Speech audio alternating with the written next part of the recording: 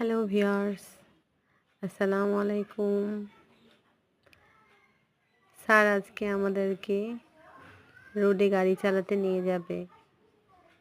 সবাই একসাথে একটা গাড়ির মধ্যে, সব গাদাগাদি অবস্থা। সবাই খুব এক্সাইটেড যে আজকে আমরা রাস্তায় গাড়ি চালাবো। কে কেমন যে গাড়ি চালাবে আল্লাহই জানে। এই তো আমরা চলে আসলাম